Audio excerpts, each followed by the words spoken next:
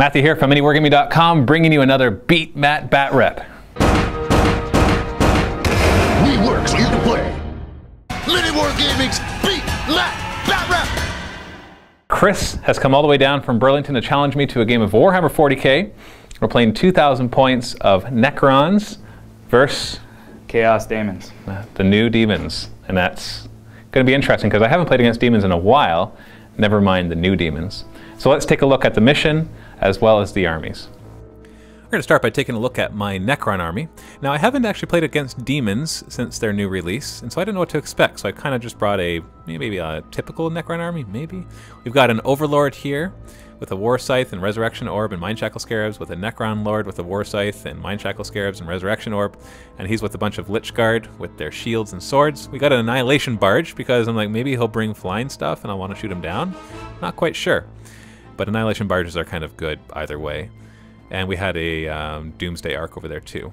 And then we brought 4 Ghost Arcs full of 9 warriors each. Now why 9 warriors each? Well, because I have exactly 36 warriors. And then we got a group of 6 Wraiths, all with their whips, the particle whips, or the thingy whippies, which makes everybody else initiative 1 in base contact. So Kris's Chaos Daemons, he got a lot of guys here, and let's see if I can remember the names of everybody. Of course, we got the big Bloodthirster. This is not the actual Bloodthirster model. I can't remember where he got this, but it is awesome, and it is freaky looking, and those are Hive Tyrant wings. So this Bloodthirster is powerful. And here we have some Beasts of Nurgle. These things are just tar pits like nothing else. 4 wounds each, it will not die, and shrouded. We've got a Soul Grinder, and yeah, he's awesome. We've actually got a second one too. We got a bunch of Flesh Hounds of Khorne along with their Herald. And so these guys are fast. They have 2 wounds each. They're going to be tough to kill too. And then we've got a bunch of just regular Bloodletters. And we've got some Plague Bears. So more Nurgle guys. And then another Soul Crusher back here. You can see that the color scheme works really nicely with this board.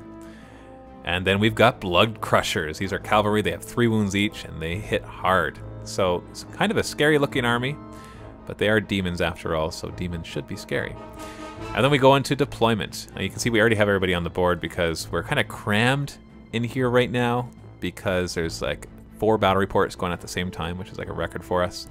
So he got to deploy first, so he's just rearranging his guys. I'm taking my guys off, and he's putting everything on. Nothing is going to deep strike. So the nice thing about the new Chaos Demon rules is that they no longer have their whole, you have to deep strike everything, half of it on turn 1 and half on turn 2 rule anymore, because that was just hard for demons to really do well. Although demons were doing well before, and now they've kind of, I don't know if they've suffered a nerf or people are just still trying to figure out how to use them properly, because a lot of people seem to be complaining about their lack of abilities. But I think it's more just maybe a matter of time for people figuring out how to do it properly.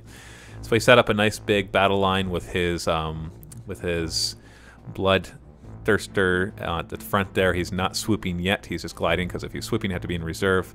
And I've got everything on the board as well. I'm not holding anything back in reserve because there just wouldn't be much point in doing so.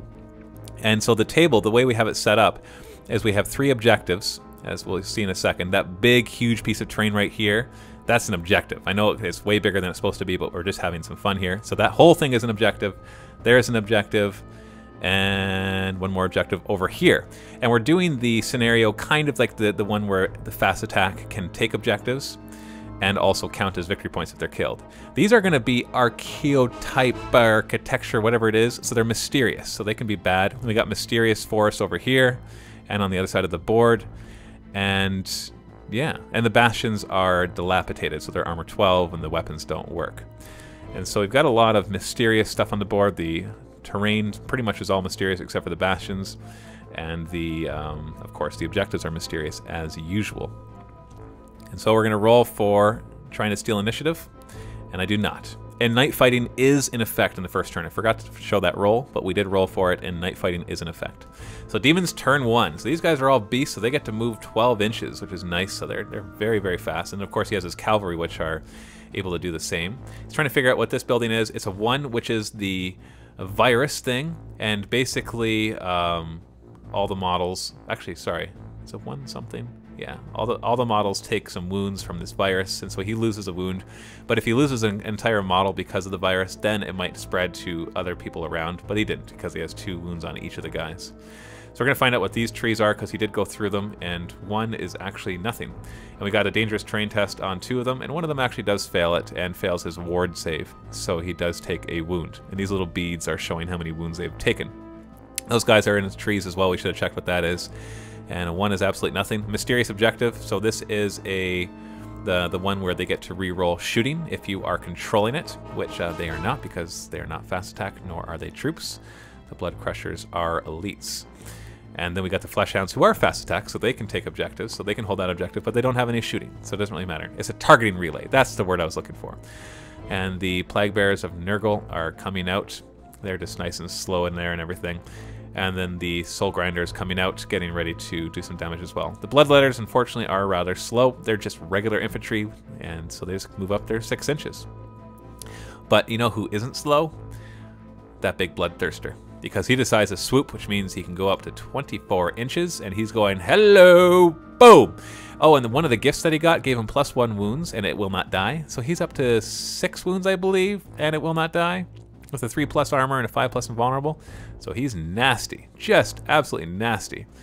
And then we've got everybody running in the shooting phase. We forgot to do the Winds of Chaos. We're going to do that in just a second, as you will see. And we have dangerous terrain there as well, because he went into that area terrain. But he makes his invulnerable save, so he is just fine. These guys are just shuffling a little bit so they don't take too much damage from the Doomsday Arc, should it survive. And these guys will run up as well. But he's going to try to make sure that the Doomsday Arc does not survive, because one of the gifts of Chaos that the Bloodthirster got was a Strength 8 AP 1 Lance Shot. Finding out what this is, it's another targeting relay, which is boring for him. Gonna look at to see what this thing is, and we're supposed to roll doubles there, so 9 is actually nothing. So Winds of Chaos rolls a 7, which is actually nothing. One of the gifts that he actually has for his Blood Crusher as well is the ability to reroll that if he so chooses, but he didn't want to reroll that, doesn't want to chance it. So he takes a shot with his Soul Crusher, and he does manage a wound on the raise, but they do have an invulnerable save of 3+, and they make it. The other one fires at the Lich Guard and manages a couple wounds. But they make their save as well, because the Overlord was out front, and he has the phase shifting stuff, which gives him a 3+ invulnerable. And then the Bloodthirster fires at the Doomsday Arc and manages to explode it in 1 single shot. And yeah, that's it. So 175 point vehicle gone in a single shot. But you know what? His guy is pretty expensive too, so hopefully he does a lot of damage. So then my guys start to shuffle up. Of course, I want to do some rapid firing as much as possible. My Rays are moving up, and they're jump infantry, so they're going to use their jump packs for the movement, because they're a little too far to hope that they'll be able to get into close combat if they do otherwise. And I had to decide, do I want to kill the Bloodthirster? Do I really want to focus fire on it? And I realized I don't really have enough firepower to take it down in 1 turn, so it would soak up so much damage that I could put into other things, that I'm going to treat it like the old Necron monoliths, where you just ignore them and try to kill the rest of the army. And maybe if an opportunity presents itself, I'll go after him. For example, my Mind Shackle Scarabs are probably the only thing on this table that can actually hurt them. We go to find out what this one is, and it also has the virus in it. And but unfortunately, fortunately, it doesn't really do anything to my guys. And then my other Ghost Arc is going to move up through these trees, being careful not to go into the trees so we don't have to take a dangerous terrain test. Then we're going to start rapid firing. First into the Blood Crushers, getting tons of attacks, hitting on 3s, of course, because I am Necrons. And then winning on 4s, because the Blood Crushers are now only toughness 4. They used to be 5, but now they're 4. He does have a bunch of 5+ invulnerable saves, but fails, looks like he fails 4 of those, and so he loses 2 guys.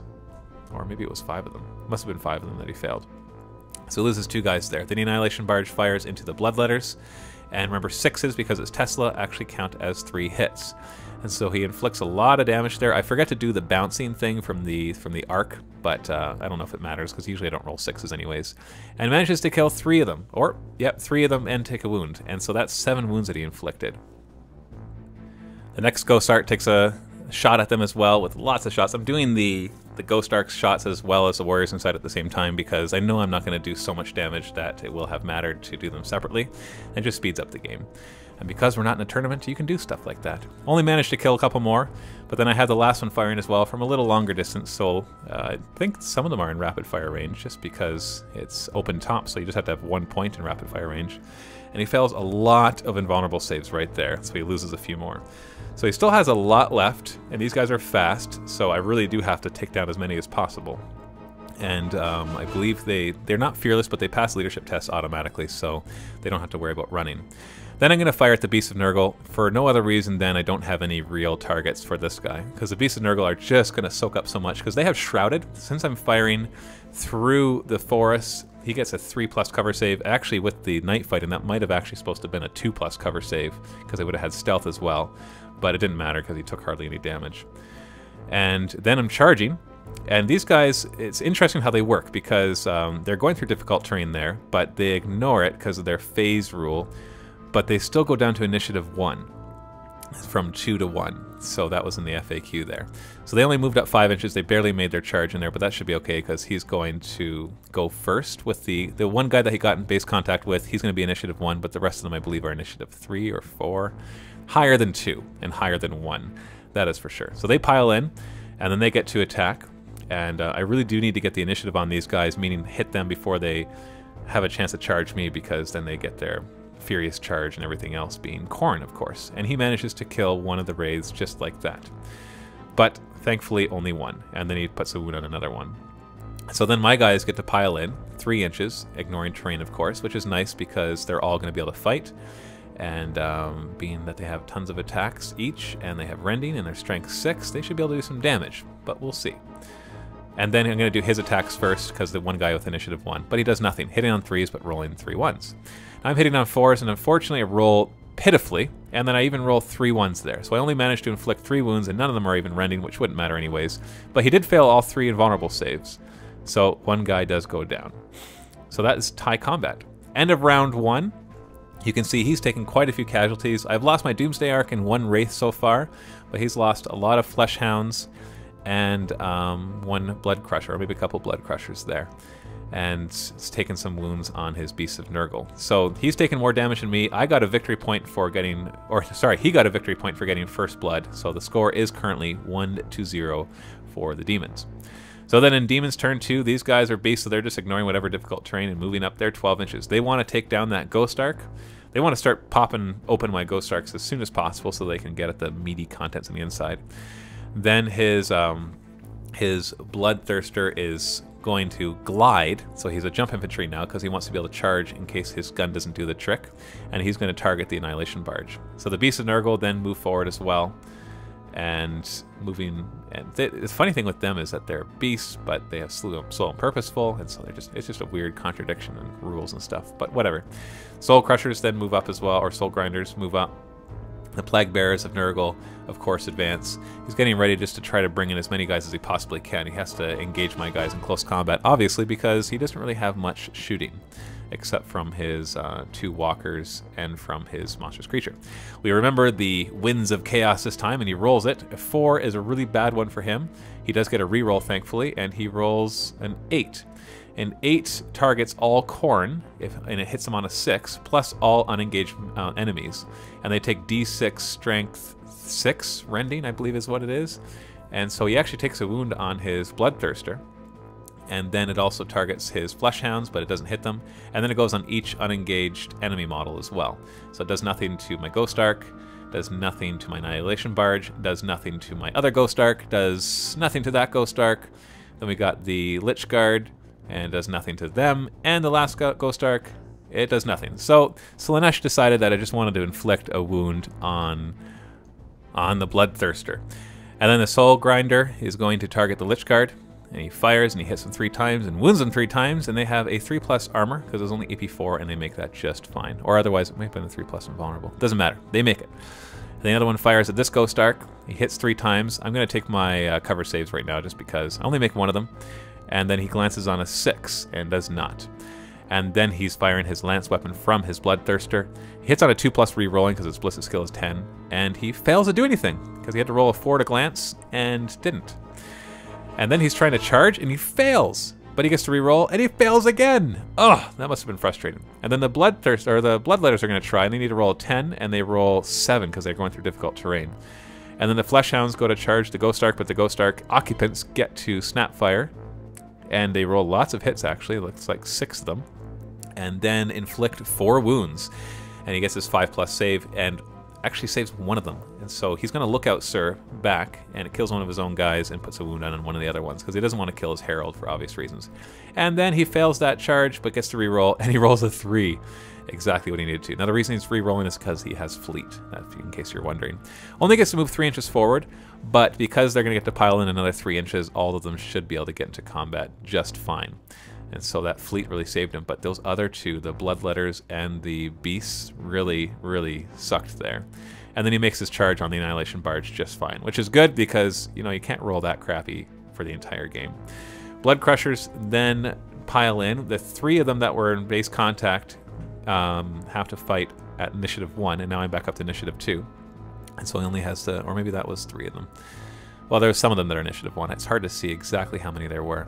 But I make all 3 invulnerable saves, the wounds that he managed to inflict on me. Then I'm hitting him back, hitting on 4s, and then wounding on 2s. 2s are really nice, and actually managed to rend a few times, but it doesn't matter because he only has invulnerable saves. And he loses 2 guys, which means he loses combat, and he's unstable. Oh wait, no, he has 1 more guy to attack, and he hits twice, and he wounds on 3s, wounds twice, but I have a 3+ invulnerable, which I make twice.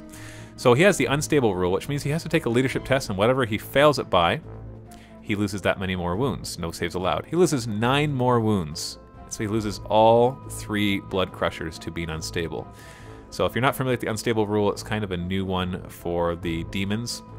And instead, it's kind of like the old Fearless, where when you failed combat, you took more wounds based on how much you lost by. But in this case, you take a leadership test at whatever leadership it's supposed to be. In this case, it was double 1s because he had lost combat by so much. And whatever you fail that by, then you take that many wounds, no saves allowed whatsoever. And so that really sucks. And so he manages here to inflict a hull point of damage on my guys just from his Herald, and also manages to get a penetrating hit, which drops my quantum shielding and shakes the crew. They do not save it. They get to ignore it on a 2+, but they rolled a 1. And then he glances twice more. So the Ghost Ark is still alive, and he's going to smash the Annihilation Barge. So it only gets 3 attacks here, but they're going to be at strength 10. And he gets 3 penetrating hits, which is enough to kill it. We're just rolling to see if he explodes it, and he does, but it only explodes 1 inch, and it does not hurt the Bloodthirster. And then he's going to do it, and it will not die, just while we're remembering. It's supposed to be at the end of the turn, but he's not doing anything else. And he gets his wound back. These guys are doing their it will not die. Oh no, that was the end of the turn, and they don't get any wounds back. So moving into Necron's turn 2. So he didn't do that much damage to me, and I managed to kill those Blood Crushers and only lose, I think it was 1 more Wraith. And so it's not looking too good for the demons at this point. Ghost Ark is going to move away. The guys inside are shaken, which means they're going to have to snap fire when they fire, but at least they're not going to stay in base contact to take free strikes from those guys again. Lich Guard are going to move up so they can engage the Beasts of Nurgle. I realize that they're a tar pit, but I've got to deal with them. Otherwise, they're just going to cause problems to me. And then the Wraith move up. They're not going to bother engaging the Soul Crusher. They can take it because they're strength 6 rending, and he's front armor 12, but it'll be tough. It'll be very tough. So they're going to go after the Plague Bearers instead because they are troop choices, so they can take objectives. And then attacking the Beasts of Nurgle, firing at the Beasts of Nurgle with the Ghost Ark, he only takes 2 wounds. I rolled pitifully there, and thankfully for him that the closest has not taken any wounds yet. So then we're rapid firing into the Bloodletters with 2 Ghost Arks completely full. So I think there's like 56 shots there, and then wounding on 3s, yeah, because they're toughness 3, and he loses every single Bloodletter to that onslaught of barraging fire from those 2 Ghost Arks, which is a huge hit for him. Just a huge hit because those guys, of course, are troop choices, so they can't hold an objective now because they're dead. Then firing with the other side of the Ghost Ark into the Flesh Hounds, just trying to do any damage I can, but he does save it with a cover save. And then rapid firing out of the vehicle. Unfortunately, it's just snap firing, so I only get to inflict 0 wounds, which is a lot less than what I would like to inflict. Then charging. The Lich Guard do get the charge because they only had to roll double 1, and I don't even know why I rolled it. Oh yeah, it's just to see how far they could move. So engaging as much as I can right here. Unfortunately, the Beasts of Nurgle do have the defensive grenades, and so there are the Blight grenades, and that reduces my number of attacks by 1 when I charge. So you basically don't get your bonus attack when you charge. So it makes them tar pits even more. And then the Wraith get the charge in as well. And I think in this case, no, I think I'd use my jump pack to move to them so I don't get the impact hits. I don't remember, we'll have to wait and see. But I did roll 10 to move in, so those guys are obviously going to be in right there. So Mind Shackle Scarabs on the Beast of Nurgle, it's 3d6, and he makes his leadership test of 7. Mind Shackle Scarabs on the other Beast of Nurgle, and he fails his, so he will strike out his own guys and not at me. I need every wound that I can inflict on these guys because they are unstable as well. So I need to win combat. And so first I have to take a fear test, and I make it. And then the one Beast of Nurgle is going to attack his own guys because he's higher initiative than me. And he does 3 attacks on his own guys, 3 automatic hits, and they fail 1 wound. So not only did he not attack me, but he inflicted a wound on his nearby buddy. And then the rest of them are going to attack me. But they only have 1 attack. Oh, they get 1d6 extra attacks each. So that's what those 5 dice were, to see how many extra attacks he has. They have 1 plus d6 attacks, which is ridiculous. They should be really hard hitting. But in the end, he actually only managed to inflict 1 wound on my Overlord. And then I get to hit him back. So not looking too good for him, especially because my guys are all going to be ignoring. Actually, no, they're just ignoring armor, which doesn't matter too much. Do inflict a lot of hits, though, and he makes 3 out of 5 of those 5+ saves, so he only loses 2 wounds, which means he loses combat by 1. Oh, wait, no, I still have my 2 war scythes, because I do them separately. Hitting on 3s, wounding on 2s, and I roll 2 1s, of course. But it's okay, I can't really complain because the dice have been working in my favor pretty well everywhere else. So he has to take an unstable roll, but on a 5 or less, and he rolls a 5. So nobody else loses any wounds. So these guys will then roll for It Will Not Die. We just roll them all together. I know you're supposed to roll them separately to see who gets the wounds back, but come on, we don't want to take that long. And like I said, this is not a tournament. So Plague Bearers of Nurgle then pile in because they get to attack first. I believe they're initiative 3, and my Wraith are only initiative 2. So the Plague Bearers get to try to do something against my Wraith. But they only have 1 attack each, hitting on 4s, wounding on 4s, and then I have a 3+ invulnerable. And he only does 2 wounds. Oh, he gets to, looks like he gets reroll because they're poisoned, that's right. And I make all of my invulnerable saves, so you can kind of tell how this is going to go for the Plague Bearers here. I get to attack them back and inflict lots of hits, then wounds on 2s, rending. Rending doesn't matter because they don't have armor saves. He makes a lot of armor saves though, or invulnerable saves, and survives. He's still going to have to make an unstable check, but that was a big deal that he made that many 5+. And he loses an additional 4 guys, and there's 1 guy left. So in a way that's a good thing for me because it means he can't shoot at my Wraiths, but it also ties them up. But it should be okay. It should work in my favor to have that happen, because you want to kind of be stuck in combat when it's your opponent's turn. So the current score is 4-0 because those Flesh Hounds are actually controlling that one humongous objective, and he's gotten first blood. So 4-0 for demons, even though they have taken severe casualties all over the board. But his Soul Crushers and his Bloodthirster are still alive, and he still has Flesh Hounds, and those beasts are really going to hold off those Lich Guard. They're going to be able to do that for quite a while. So we can go into Demons turn 3 and see what happens next. So the Soul, I keep calling it Soul Crushers, Soul Grinder. Right? I don't know, maybe I'm getting it mixed up. But he moves over to start helping against those Lich Guard, and then the Bloodthirster comes over here. The Flesh Hounds were attempting to surround the Ghost Ark in such a way that if they wrecked it without exploding it, my guys wouldn't have anywhere to go, but there's just not enough of them. And then we roll for Winds of Chaos to see what happens. And a 7 is nothing, and he's happy to keep that because it can really hurt him if he rolls the wrong thing. Oh, and then he goes to charge, and I get to Overwatch, and I accidentally poke my ship over, and do get 2 wounds on him, and he does fail both of them. So I'll take that. He loses one of his Flesh Hounds.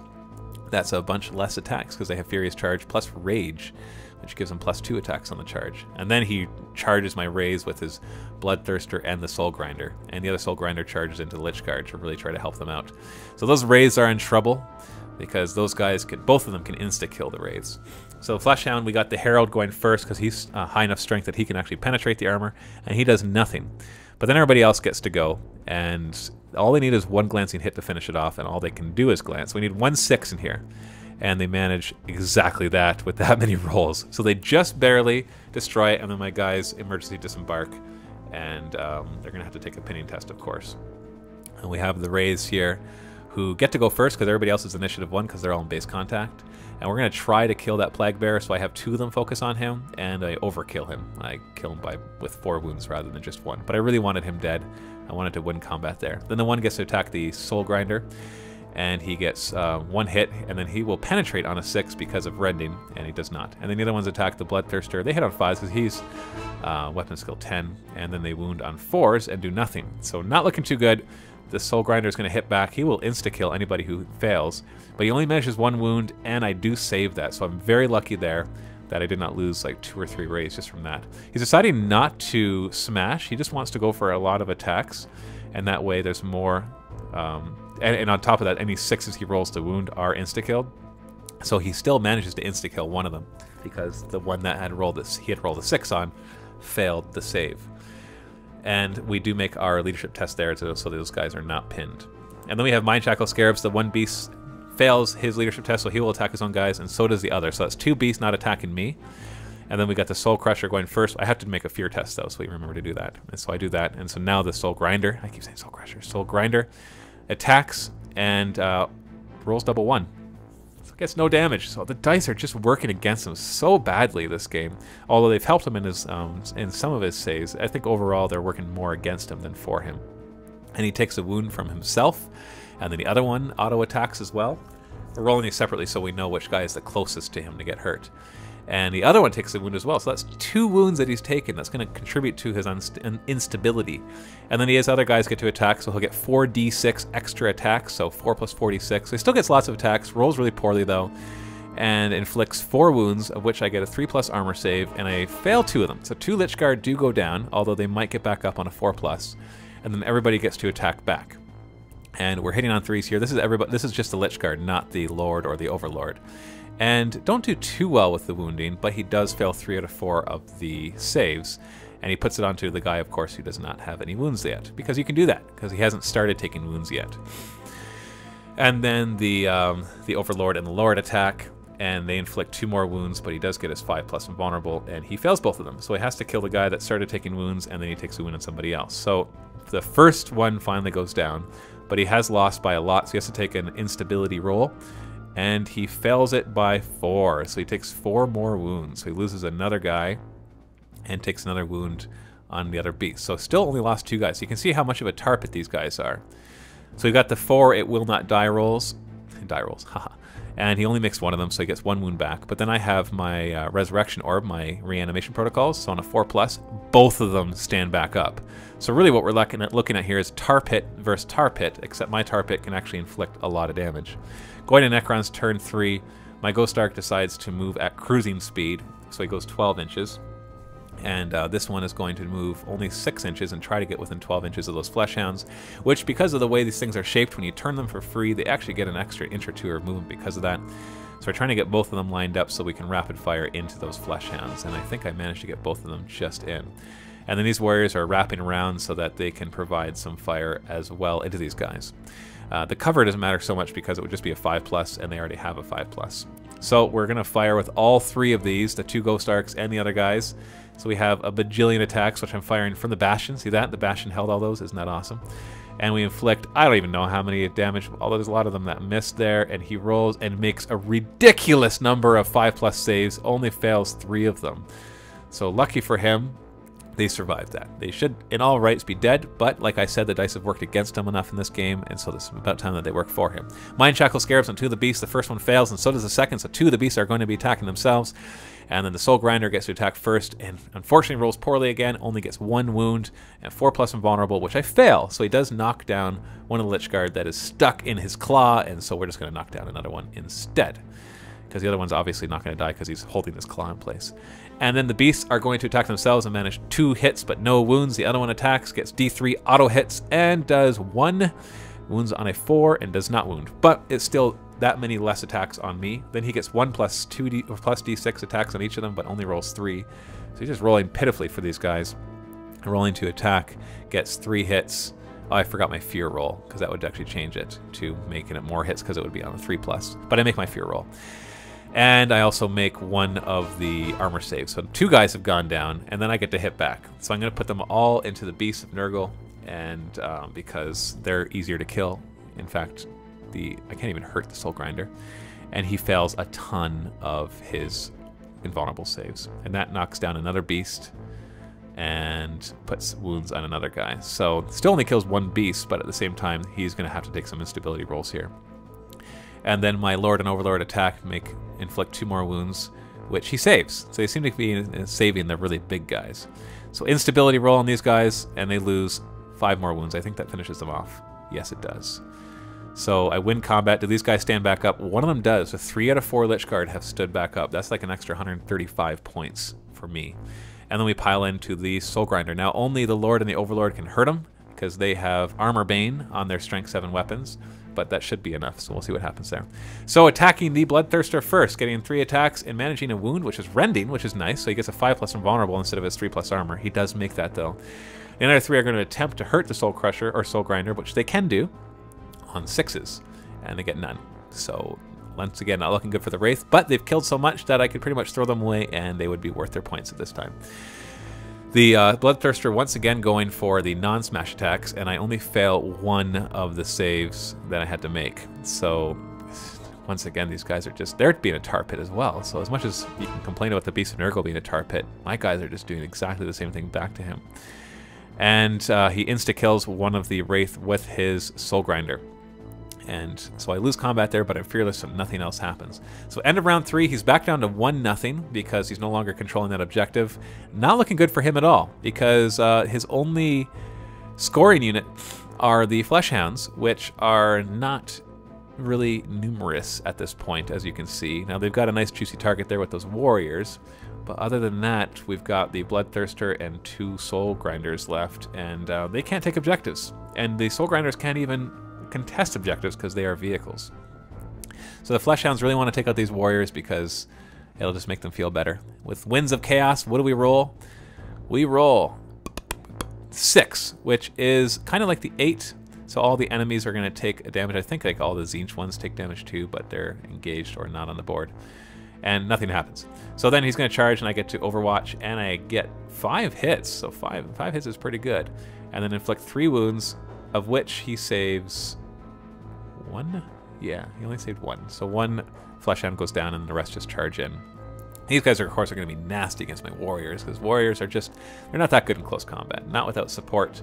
They're resilient, mind you, but they don't really have any hitting power, as we will find out in a second. So Fear Test, they make it.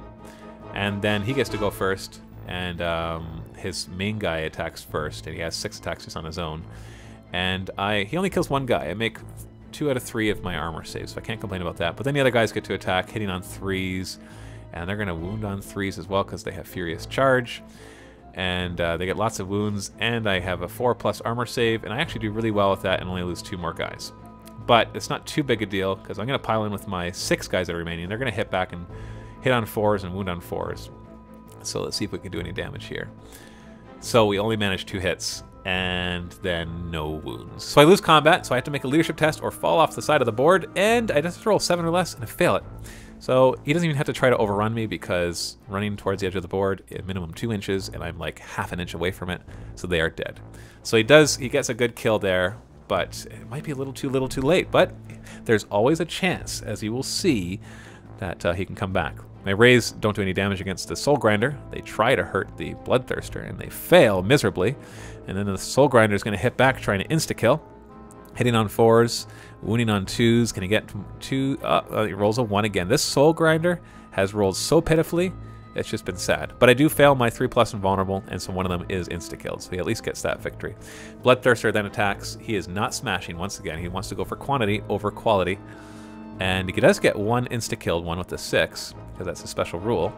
And I think that finishes off the rest. Yes, so the last 2 Rays finally go down. And then the Soul Grinder is going to attack. He does get 3 hits, and he inflicts 3 wounds. And I fail 2 of those. But the guys that go down aren't even ones that can hurt him anyways. So he's in trouble too. So we got the 2 guys attacking and piling in to try to get their Strength 7 Armor Bane in there. Hitting, well, we have to do a Fear Test first. We always forget that. And we make it. Well, we always remember it, but a little later. Hitting on 3s. Only get 2 hits. And then we need 6s, but we get... is he 13 front armor? I think he must be, yeah. And he fails his invulnerable save, so I do get 1 penetrating hit. And a 4 becomes a 5. Actually, no. Becomes a 6. Was it AP? Yeah, because they're AP1. So he explodes, and all the guys take a wound or take a hit from it. Strength 3 hit though. Should have been 6s. There we go. And so inflicts 2 wounds and I get 3+ save and make it. So that Soul Grinder is gone, ripped apart by the War Size. And then do these guys stand back up? They do! Holy guacamole, 5 out of 6 standing back up. That's a lot of extra points. Oh, it's just almost sickening to watch that. And then the Necrons are going to move up. The score is 2-0. If you're wondering why it's 2, so am I. Trying to figure out why. It's because he killed a troop choice? No, he killed a fast attack. That's what it is. He killed my raised, and that is an extra point. The Ghost Ark is now has one objective in mind, and that is to completely destroy these Flesh Hounds and destroy his last scoring unit, so that all he can try to do is contest and hope that the game is over. But we're only in turn 4, so it's not looking too good there. So rapid firing into the Flesh Hounds from both of the Ghost Arks, lots of hits. Yeah, you could probably guess what's about to happen. Yeah, they're all dead. And that's a victory point for me, so the score is now 2-1, because they were a fast attack, and fast attacks are worth a victory point. So he has no scoring units left, so his only hope is to get a draw here. And actually, yeah, see, the score is now 4-2 because I have this objective. So he can win if he keeps me from scoring any of the objectives, because then he would win 2-1.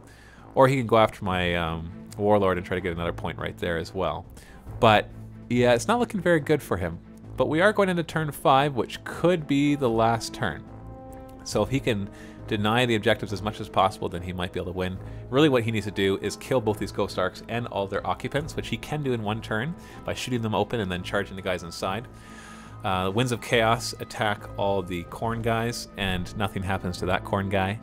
And nothing happens to my guys. It's all unengaged enemies and all Khorne guys as well. You like how I say Khorne guys? Khorne guy. Yeah, he's a Khorne guy. And no damage there. Oh wait, no, side armor. Takes some damage. Takes a bunch of stuff. 6s, there we go. 1 glancing. And what is the 1+ anyways? Okay, I've lost track of what I'm rolling here. There's a 3. You know what a 3 is? Oh, I see. I see. It was a penetrating hit. So good for them. Good for them. And then these guys do not take any wounds. So yeah, and neither do these. So now we're going to fire into the rear armor at 11 with strength. I think that's like strength, whatever it is. He needs 5s to glance. And then he's firing with his other weapon, which is strength 7. And he misses. So he doesn't actually destroy it, which is kind of important. It's what he needed to do. He fires strength 8 and does nothing, which was also a rather important thing to do. So he's going to charge it. I do get to Overwatch. I get lots of 6s. And then I glance on 6s because they're Gauss weapons. Yes, it's Gauss, not Gauss. I always used to say Gauss, but I actually looked up the definition because so many people yelled at me saying, it's not Gauss, it's Gauss! And I said, okay. And the Bloodthirster fails his charge, and the Blood Crusher is going to try to pop open this Ghost Ark. He only gets 1 hit. He needs a 1 to glance, and he gets a penetrating hit, which I then ignore the Cruise Shaken result, and he concedes because he realized he can't win. Sorry, man. It's okay. And you thought Leaf Blower had a lot of shots.